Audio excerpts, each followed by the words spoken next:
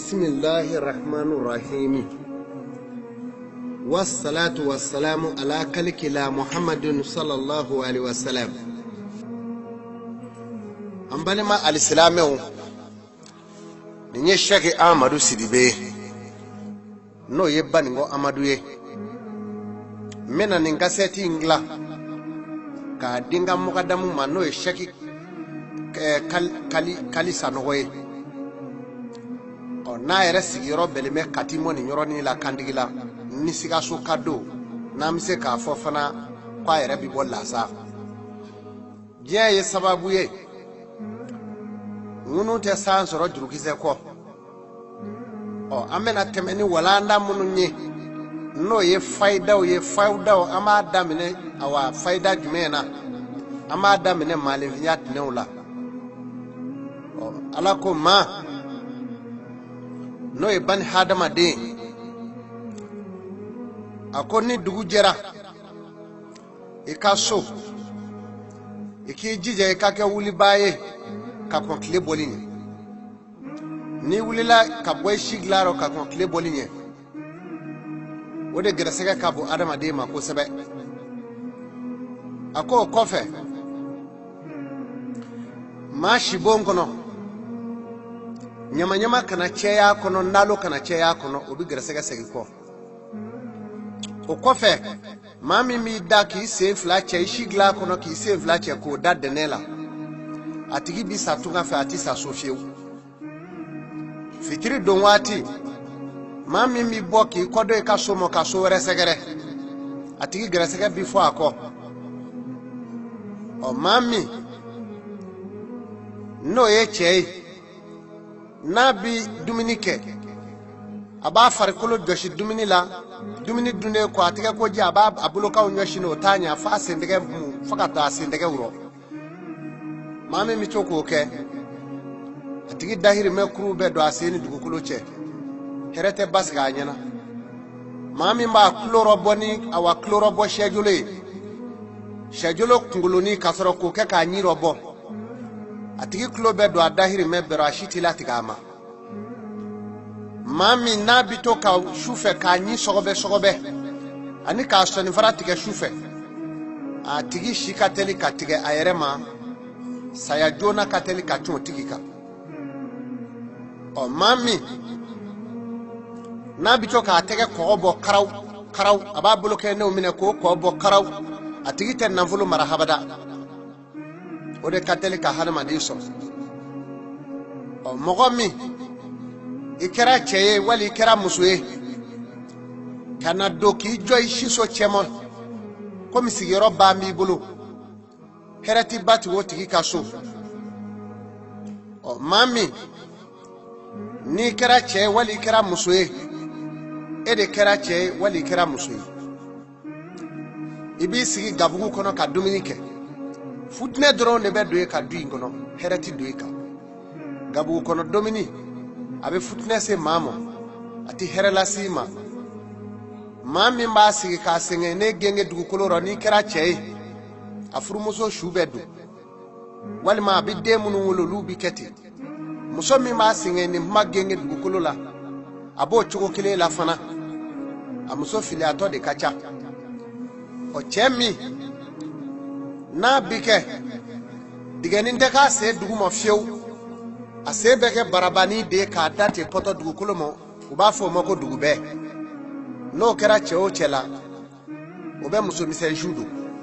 o muso kunzigi tije wa muso na se kerate abo chugo kile fanala otumasa ame anta shi jumema adama denya tnew ma kana sugune ke jila jimi muy woyo wali jimi ndi woyo abe futness adama dema wala geni no e gelengele jenu nye kana bana ko ta kala ni kulo dimi gele yi sora la foki sati frake oye kelenye ma ini furmuso mita duguta la shini wali maseliba shu selim deni shu wali nyaje ba do shini ye itenga ka bo furmuso ni den sɔrɔ la kɔnɔ a ti kɛ maa ɲɛnama ye fiyewu n'a ma kɛ bolokɛden wɔɔrɔ ye a bɛ kɛ sengenden wɔɔrɔ ye o tumɛna sa maa ni furumuso aw kana jɛ finikolon kelen la farida sira kan ni den ɲɛnatigɛra a bɛ bila aw bɛɛ la n'a ye fa dɔgɔya a bɛ ba dɔgɔya maalefinw man ka ka ca tuma min dugu kɔnɔ i tɛgɛ ka bɔ furumuso ma ni den sɔrɔla a kama n'a ma kɛ bobo ye a bɛ kɛ tulo geren ye du cɛmancɛ la aw bɛ buguda la o aw baw ka so o i tɛgɛ ka bɔ furumuso ma ni fɛn sɔrɔla a kɔnɔ a den bɛ kɛ jatɔ ye a b'i jɔ jama cɛrɔ k'a ta fɔ parakata a bɛ se ka hal'a cɛrɔ fini foni jama cɛrɔ nin ka teli ka den sɔrɔ maaninfinw man ka ka ca waati min i tɛgɛ ka bɔ furumuso ni den sɔrɔla a kɔnɔ a bɛ kɛ tulo geren de ye tuma nin kɛra tuma min na sa alakira muhamadu alayhi wa salam a ye nin fɔ a ko silamɛw a y'a denw nege kɛlɛ kunbɛ cogo la a y'a denw nege yɛlɛnkanfɛn yɛlɛ cogo la a y'a denw nege jirɔ nɔɔni cogoya la nin bɛɛ ye laada dɔw ye Alahu Taala ka diinɛ kɔnɔ nin bɛɛ ye laadaw ye Alahu Taala ka diinɛ kɔnɔ kira muhamadu ka diinɛ ye nin bɛɛ ye laada ye o kɔnɔ n'an bɔra o la sa fɛn jumɛnw ye maalefinya tinɛw ye o kɔfɛ a ko maa n'i ye furu kɛ tuma min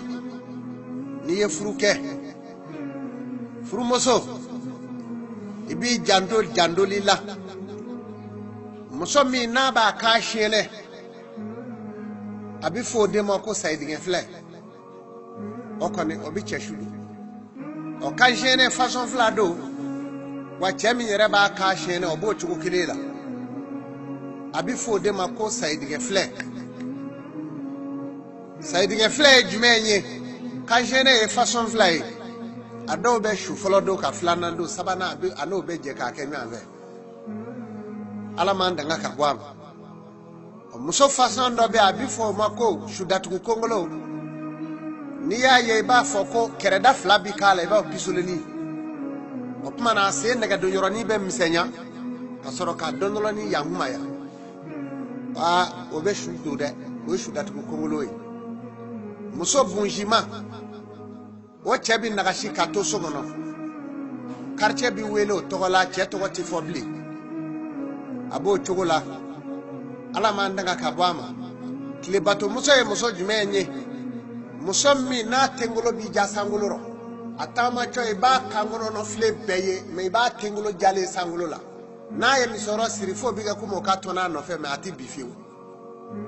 a bɛ fɔ o den ma ko tile bato muso o tɛ kaba cɛma du kɔnɔ fiyewu n'o sigira du o du kɔnɔ o bɛ du mara fitinɛ de bɛ yen ala k'an danga ka bɔ a ma muso kɔnɔma kana minɛ dabiri k'i sigi a kan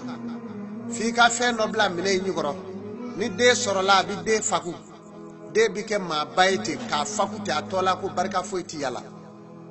o de ka teli ka den sɔrɔ muso bolo muso kɔnɔma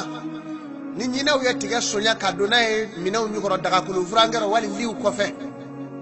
muso kɔnɔma n'o tigɛw bɔra ye yɔrɔ bali ye ka n'o wɔrɔ k'o ɲimi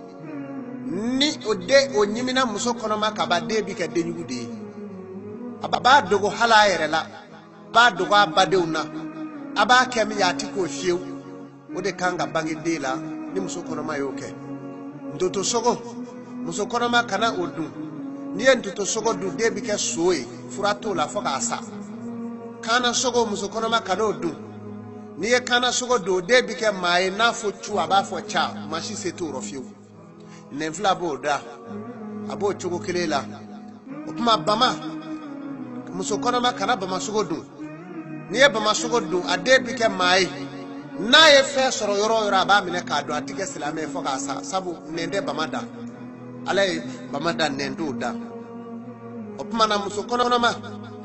kana ji bɔ firi fɛ tile bilelen k'i bɛ t'i ko n'i taara i walaka tuma min jinɛ dɔw de b'i kungo kɔnɔ o b'an sen kɔrɔ a bɛ fɔ o ma ko nangeleni kirikiri masa de bɛ sɔrɔ o fɛ olu ka den de bɛ bi u bolo k'a ɲɛjɛ bɔ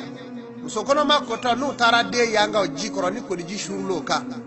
o tuma den ka bana o tuma u ka den ka bana bɛ kɛnɛya bana in bɛ yɛlɛma muso kɔnɔma kɔnɔ den fɛ ni den mangera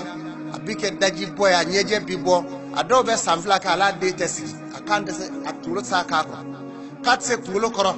anyeje bibo daji be shuruti asew mi ja o opmana o de kateri ka de soro ani kirikiri masha bibo ka bi opmana ni men njugula so kono makanga ki taga ka boni memo ako kofe na mora esa amina shugonga dode tugola mani shugora surukula ko suruku ye wali suruku beki ge oye gresege ngai ba gresege saraka de ni ma saraka abe sumaya wala abe kla iba saraka di jume ibi tafe usa fini ise fini haga minyi ibi balima muso ulaje ibi ta du mo ku ka dugo ki sabu suruku kunye maaye suruku kunya adama de folo yani halaki kana kutubi ala kali chugumi suruku kuma balima muso furu abobo furu wer mene ko du na ye min che ka wari bana bito min ola ko furu che were mo ko du ala nana ni halaki ka suruku halaki che ni muso te suruku ro suruku de a che be de wolo chugumi muso bi de wolo te ala ye suruku ken jugula oni shugora samala kebe sama kola walima sama ubi ko ini setiki dobi na karinyo ana a here kunga onga iba saraka ni ya saraka setiki mi bomo ibi fini de sa itene muso ani suruku ka saraka beka su itene muso de oye oni baninjenu ibo saraka do lumo ku ka dogo kiye wallahi ni setiki dobi jabi donita foka sa dar opmana sama kunye chei onga jene yakela kulo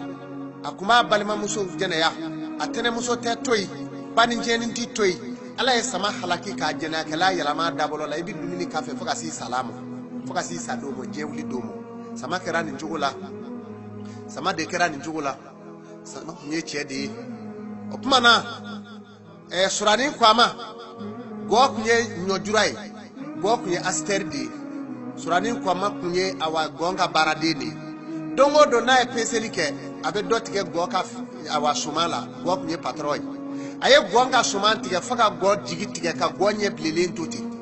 go jigitike ra go ya danga ala ye halaki ke surani prokutora kabiaka mure kono duno kolila dala ala yo kanye o men njogo inela awa sa ale de kunye jizoe abi yele moka yirula ka moka ngunu fie ko diuso nya ka to firi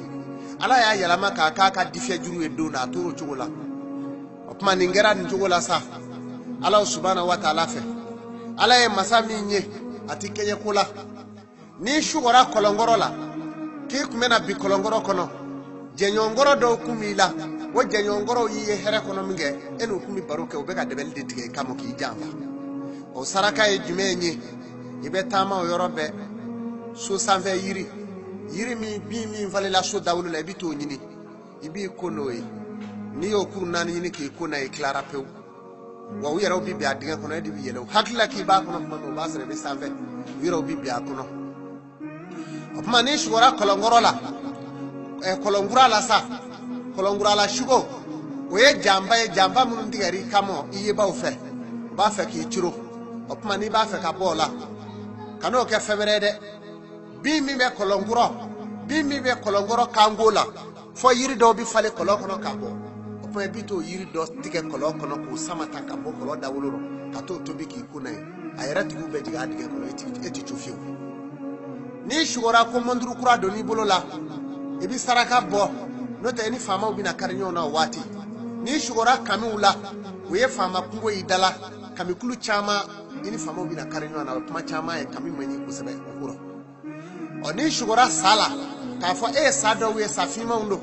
ni mi jando kuma na ni musobi bolo abina de soro wali ma ni mi koloshi bina malo bina de do soro kenama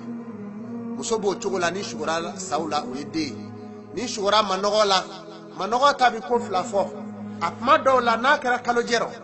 oye de mena kara dibiro dron siri de bila oye garasega sirle ni shugora pamina ka fa ede pni sumana kunu kono dugukolo sanve kunu be ka boli dugukolo jeka fo puser be chako ikume boli vende kono oye boli vende jocho ibe tama ise na siga shitu ni shugora jila ka fe de fle jiba kono nonla ebe jide la ni fi be ni ka to jiro odo ye fenye heredu nga here chama mena bi yele mogo kati abi uyo ka boti ita soro fiu ji kundala jay nyama se ji dana o hera do bina dote ka boy to soro de atacho ibolo fiu abeke karsa ngu be kuro di ka soro fenti da o bo chugula saraka bi boni fewnye ibeto saraka bo jimi basigira ibi cho jimi no ka danye fanyo inva danfle ibo saraka bo nono kena nuna ko jisugura o jino moro mine ka bakeu o gera sega o be basigigu mana ni shugura ka fo edena na shugo kuma mina me kolila nyegena koko nyega ngoko bina ibe ko dola o shutara bande ikapeu ibi yere koloshi sare no te bina malu ni shugura ko du jole ka koko serla te biru au sigile te monye bala o we dutigi sayaye ni muso shugura ka ale ku ganana kolokoto ni mi koloshi ni furuke be blanyo na fi furu bina sa walma abe chese afo ni muso shugura ka fo ale be ga ku digi bi koloshi no te ni chebla blanyo na fo sota bi bwar kuma ni muso shugura ko jabi dara ale sena na ya sore ma furu ibina furu soro me na sore furu le no ibina den soro ni muso shugura ka ale jama tomo walma jama kunu ibina dembar kama wulo ni muso shugura dolo la ibina masake bange ni muso shugura kalo la ibina masake bange ni shugura otogola ni muso shugura ka foke kaloyi oye ala kiraye ni shugura klela oye kiraye ni shugura sangolo la oye kiraye ni shugura kulula oye kiraye ni shugura mbamurula oye kiraye ni shugura kaburu korola oye kiraye kaburu kura koli sabu udi kele do kafiru ye mbamuru gashi ala kira nyila fa nyi karla udi kulu krefe akodo akon mama mana shugo mbamurula ni ngofe yene kiraye ni shugura nyi kerle la ye kiraye